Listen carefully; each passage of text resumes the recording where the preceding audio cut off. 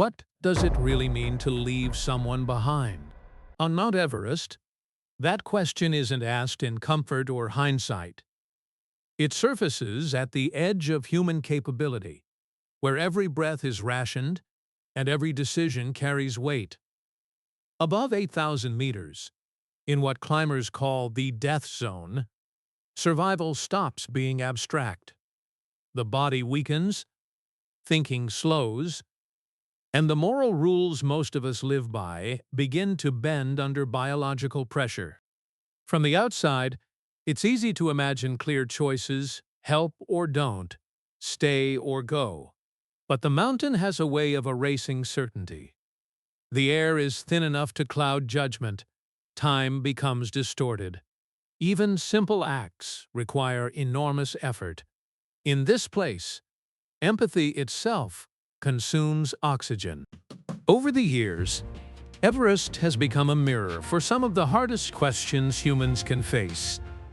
Not questions about strength or courage, but about limits, about responsibility, about how far intention can carry us when the body starts to fail. The story isn't about condemning climbers or elevating heroes. It's about understanding the environment that shapes decisions no one ever wants to make. About how modern promises, like no man left behind, collide with conditions that don't care what we believe. Here on Ben Stories, we look beyond the summit photos and headlines. We slow the story down and examine what happens inside the mind when survival becomes the only immediate goal. Because on Everest, the climb doesn't just test the body, it tests who you are long after you come back down. To understand why Everest forces impossible decisions, you first have to understand what the death zone actually does to the human body and the mind inside it. At elevations above 8,000 meters, the atmosphere contains roughly a third of the oxygen available at sea level. No amount of training can change that. The body begins to consume itself just to function. Muscles weaken, reaction time slows, thought becomes effortful. What climbers often describe is not panic, but narrowing of awareness, of options, of emotional range. This is where morality quietly changes shape. Neuroscience tells us that empathy, judgment, and impulse control all rely on oxygen-hungry parts of the brain. As hypoxia deepens, those systems degrade. People don't stop caring, but their ability to process another person's distress, to imagine outcomes, or to plan complex actions erodes. Helping someone else is no longer just an ethical choice. It becomes a physiological gamble. In the 1996 Everest season, one of the most studied years in mountaineering history, climbers encountered these limits in real time. Weather deteriorated late in the day. Teams were spread across the upper mountain. Decisions had to be made quickly, often without full information. Some climbers tried to assist others. Some turned back. Some moved on, believing help would come from someone better positioned. In hindsight, every choice looks obvious. On the mountain, none of them were. What complicates these moments further is something psychologists call the sunk cost fallacy. By the time a climber reaches the upper slopes of Everest, they have invested years of preparation, significant financial resources, and enormous personal meaning into that single attempt. Turning around doesn't just mean abandoning a climb, it feels like abandoning a story they've been building for most of their adult life. That emotional weight pushes silently from behind. At the same time, modern Everest expeditions operate under increasing ethical expectations. Guiding companies now emphasize collective responsibility more openly than ever before. Pre-climb briefings include discussions about rescue, turnaround times, and shared accountability. The phrase "no man left behind" has become both a moral aspiration and a public promise. But the death zone does not respond to promises. Every action up high has a cost measured in oxygen, strength, and time. Stopping for too long can mean missing the narrow descent window when conditions are survivable. Sharing oxygen may save one person temporarily, while placing another at risk later. Even a short delay can cascade into danger for an entire team. This creates what some guides refer to as altitude arithmetic, a form of decision-making stripped of emotion and reduced to survival math. Not because climbers want to be cold or detached, but because complexity becomes unmanageable. Sherpas often carry the greatest share of this burden.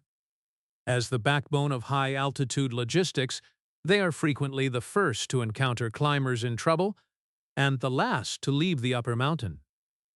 In recent years, there have been extraordinary examples of Sherpa-led rescues under extreme conditions, drawing global admiration. Inside the community, these actions are viewed with respect, but also realism. Rescue at extreme altitude is never routine. Each attempt carries significant risk, and success is never guaranteed. Heroism is not free. What rarely gets discussed publicly is the quiet aftermath for those who had to decide. Climbers who moved on often describe an internal reckoning that begins only after they descend. Once oxygen returns and the fog lifts, questions surface that had been impossible to confront up high. Did I misjudge the situation? Did I assume someone else would help? Was survival the right reason? Or the only one? These questions don't come with clean answers. They exist in the space between intention and outcome, between values and limits. The death zone doesn't ask climbers who they want to be. It asks what they can do with what they have left. And sometimes what's left is not enough to satisfy every moral expectation carried up the mountain. That is the reality beneath the slogans. Not failure of character, but collision with constraint. And for many climbers, understanding that collision becomes the hardest part of coming home. For many climbers, the real reckoning with Everest begins after they leave it. Once they descend below the death zone, oxygen slowly returns to the brain. Sleep improves. Appetite comes back. The physical recovery is measurable. But psychologically, something often lags behind. What felt distant and procedural at altitude begins to take on emotional weight. Moments replay. A glance that was missed. A decision that felt automatic at the time. An assumption that help would come from someone else. This delayed response is common in extreme environments. During the climb, the brain prioritizes function over reflection. Survival first, meaning later. Only when the immediate threat fades does the mind begin to ask questions it had postponed. Psychologists describe this experience not simply as trauma, but as moral injury. The distress that arises when actions taken under pressure conflict with deeply held values. Unlike fear-based stress, moral injury is quieter. It doesn't announce itself with panic. It lingers as doubt. On Everest, this doubt is complicated by context. Climbers know the environment limited their options. They understand the physiological constraints. Yet understanding does not always bring relief. Knowing why a decision was made doesn't erase the feeling of having crossed an invisible line. Modern ethical expectations amplify this effect. As public awareness of Everest ethics has grown, so has scrutiny. Helmet cameras, GPS tracking, and real-time updates mean that decisions once known only to a handful of people are now discussed by millions. Complex situations are compressed into headlines. Nuance struggles to survive. Climbers returning home often find themselves explaining choices to people who have never experienced extreme altitude. Conversations begin with curiosity and end with judgment.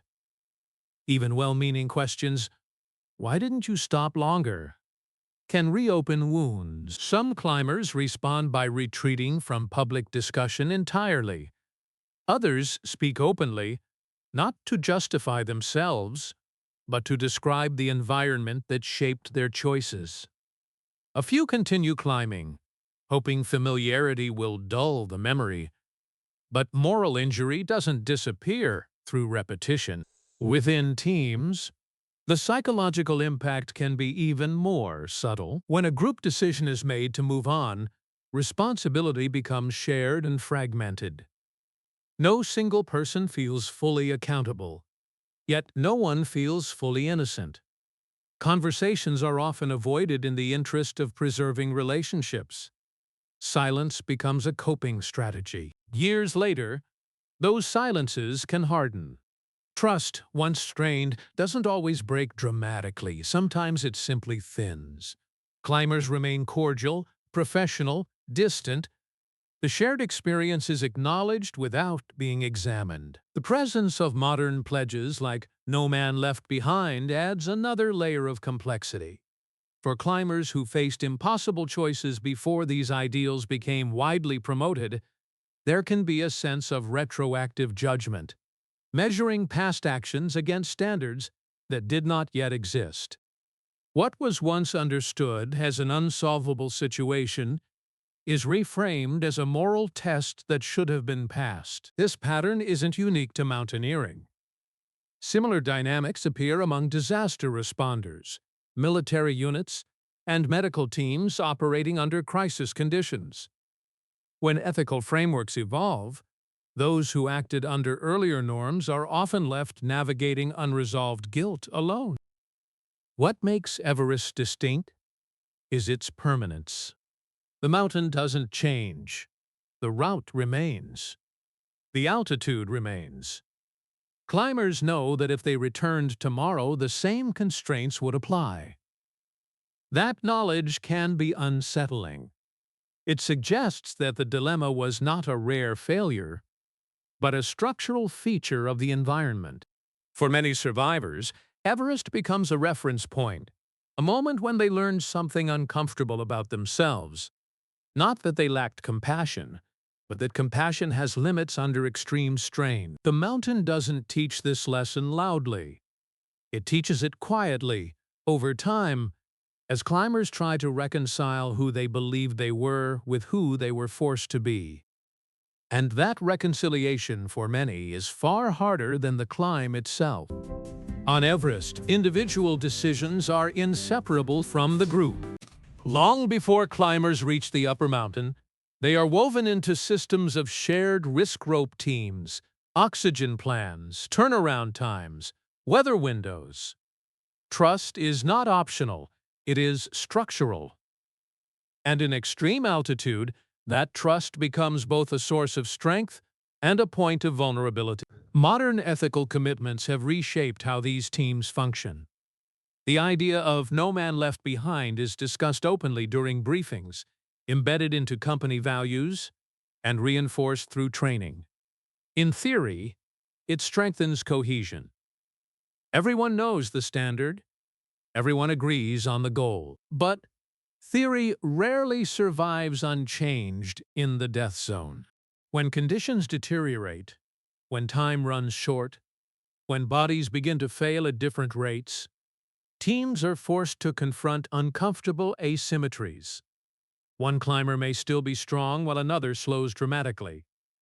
One guide may have reserve oxygen while another does not.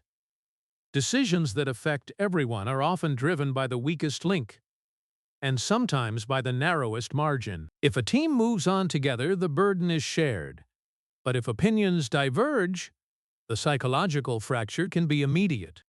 Some climbers describe moments where they felt carried by the group's momentum, even as their internal judgment hesitated. Others recall wanting to stop, but deferring to authority, experience, or the collective plan. In extreme environments, dissent is costly, not just socially, but physically. This raises difficult questions about responsibility. If a decision is made by consensus, who owns the outcome? If a guide leads the call, how much agency does the client truly have? If a climber follows protocol but feels moral discomfort, where does accountability rest? These questions have become more prominent as legal and reputational considerations enter the Everest landscape. While formal litigation remains rare, the awareness of potential blame influences behavior. Guides document decisions carefully. Companies emphasize compliance with stated ethics. Risk management extends beyond the mountain. Yet no amount of documentation can fully capture the conditions under which choices are made. Sherpas often stand at the center of this tension. As high-altitude professionals, they operate within contractual obligations while navigating personal risk and cultural expectations. They are praised globally for acts of rescue, yet the systemic pressures they face are often invisible to the public. Within Sherpa communities, discussions about limits are pragmatic. Risk is weighed against experience, weather, strength, and the simple reality of returning home.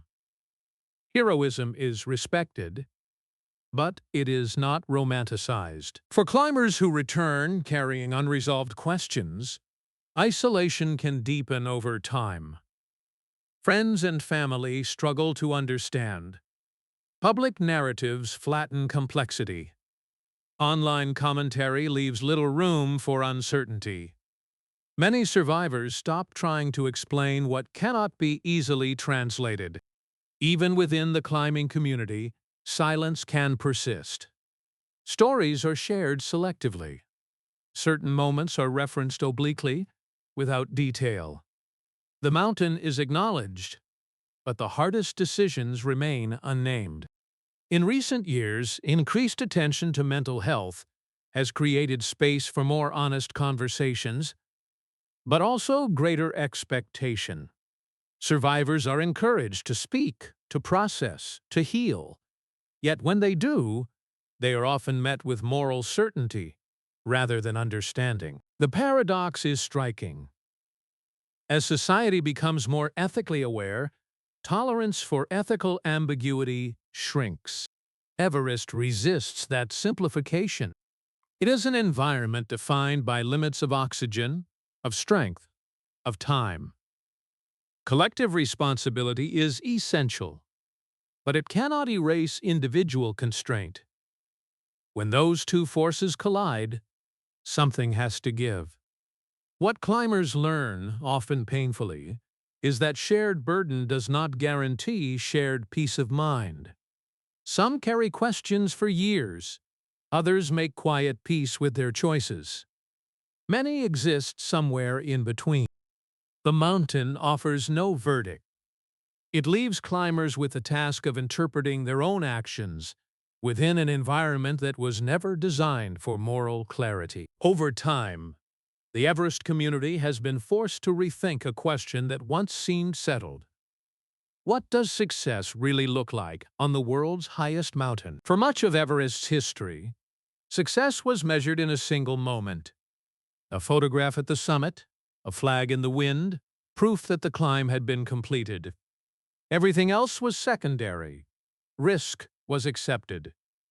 Consequences were often discussed quietly, if at all. But as the mountain has grown more crowded, more visible, and more commercialized, that definition has begun to fracture. Today, success is no longer a single point at 8,848 meters. It is increasingly understood as a process, one that includes judgment, restraint, and the ability to walk away. This shift did not come easily. It emerged from accidents, hard lessons, and the growing realization that reaching the top is meaningless if it leaves something broken behind. The rise of ethical commitments like No Man Left Behind reflects this evolution. At its core, the idea is not about guaranteeing rescue in all circumstances. It is about recalibrating priorities before climbers ever leave base camp, about acknowledging that the summit is a goal, not an obligation. In recent seasons, there have been quiet but meaningful examples of this change. Climbers turning around within sight of the summit because conditions deteriorated. Teams coordinating across expeditions to manage risk collectively. Guides enforcing turnaround times, despite client pressure. These decisions rarely make headlines. There is no dramatic footage, no triumphant ending. But within the climbing world, they are increasingly recognized as markers of professionalism and maturity. Importantly, this shift also reframes how climbers interpret past choices. Mental health specialists who work with high-altitude athletes often encourage survivors to evaluate decisions through the lens of contextual integrity, judging actions based on the conditions and information available at the time, not on outcomes or hindsight. This approach doesn't erase regret, but it grounds reflection in reality. The mountain, after all, is not a controlled environment. It does not reward good intentions or punish bad ones consistently. It responds only to physics, weather, and human limitation. Redefining success means accepting that ethical progress on Everest is incremental. It does not eliminate tragedy. It does not resolve every moral dilemma. What it does offer is a framework that values long-term well-being over singular achievement. Guides increasingly speak about the importance of returning home psychologically intact, not just physically. Expedition companies emphasize debriefing and open discussion. Climbers are encouraged to talk about uncertainty rather than bury it under accomplishment. This does not make Everest safer in any absolute sense. The risks remain profound. But it makes the culture surrounding those risks more honest. Perhaps the most meaningful change is this. Climbers are learning to measure success not only by how high they went, but by how clearly they understood their limits. That understanding does not come easily. It is earned through discomfort, humility, and reflection. And often, it arrives only after the climb is over. Because the truth is, Everest does not demand heroism, it demands realism. And in an environment where ambition has long been celebrated above all else, choosing realism may be the hardest ascent of all. Everest has never been a fair judge. It does not weigh intention against outcome. It does not reward empathy or punish ambition. It simply applies pressure, quietly, relentlessly, until human limits are revealed. In the death zone, ideals meet physiology, and even the strongest values are forced to negotiate with reality. What many climbers discover, often too late to articulate clearly, is that morality at altitude is not the same as morality at sea level. Decisions are not made with full awareness, full strength, or full choice. They are made with what remains. And what remains is rarely enough to satisfy every expectation we carry into the mountain. This does not make those choices meaningless. It makes them human. The growing emphasis on ethics, mental health, and collective responsibility on Everest is not a sign that climbers believe perfection is possible. It's an acknowledgement that reflection matters, that how we understand our limits is just as important as how far we push them. Perhaps the most enduring lesson Everest offers is humility. Not the humility of defeat, but the humility of recognition that survival is often the result of restraint, timing, and acceptance rather than courage alone. When climbers come home, they don't just bring stories of altitude and weather. They bring questions about responsibility, about judgment, about the thin line between helping and harming. Those questions don't always have answers, but they shape how climbers live, decide, and remember. And maybe that's the point. Because on Everest, reaching the summit is optional. Coming back alive is not. If you value stories that slow down and look deeper and treat these choices with the seriousness they deserve, that's what Ben Stories is here for. Not to celebrate risk, but to understand what it teaches us when we survive it.